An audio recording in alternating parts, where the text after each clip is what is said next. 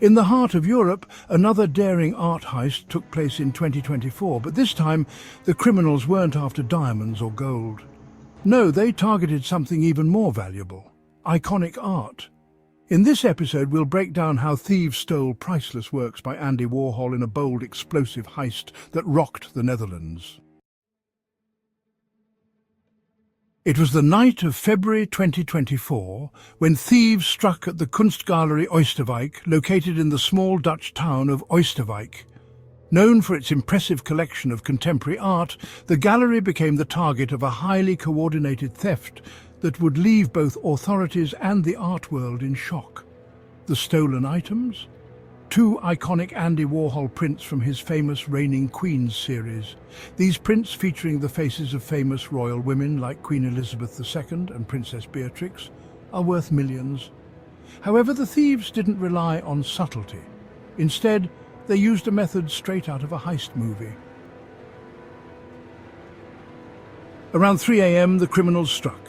They didn't sneak in unnoticed. They used explosives to break into the gallery, sending a loud signal to both the police and the entire art world. The explosion was designed not only to break open the security, but to create enough chaos for the thieves to grab their prize and escape quickly.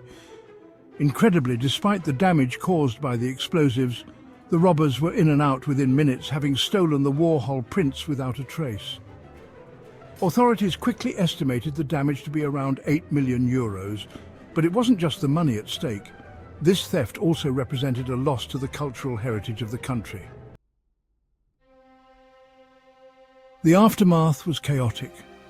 Despite the blast and the high-profile nature of the crime, the thieves managed to evade capture. Police launched an immediate investigation, but without solid leads, their efforts were limited. These prints, being as well documented as they are incredibly difficult to sell in the underground market without attracting attention. So, while the thieves may have thought they were getting away with a clean heist, they now face the challenge of moving the stolen goods. As with many high-value art crimes, the stolen Warhols were almost impossible to move without attracting the attention of law enforcement or collectors, which means the art world is still on high alert. While the heist was quick and daring, what remains unclear is exactly who pulled off this operation. Law enforcement has suggested that the crime could be the work of a well-organized gang with prior experience in art thefts.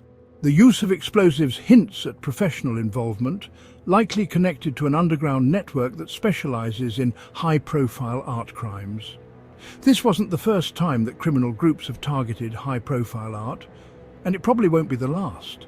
But what's unique here is how these thieves avoided direct confrontation, relying instead on chaos and calculated risk. This heist echoes several famous robberies in recent years. Just like the 2017 theft of the Monet painting from the Kunsthal Museum in Rotterdam. This latest crime highlights the vulnerability of museums and galleries when it comes to securing valuable art. Museums, despite their best efforts, are often targets for thieves looking for fast profits.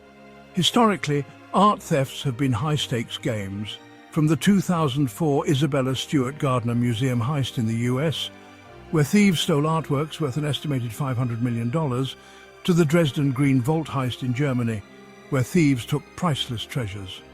Each of these cases has been an ongoing investigation, with the stolen items often disappearing into a shadowy world of criminal networks. So why do criminals continue to target art? The answer is simple: high value and low risk.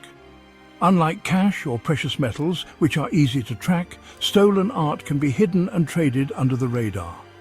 Many thieves believe they can make their escape with little trace, and the value of the art often makes it too tempting to resist.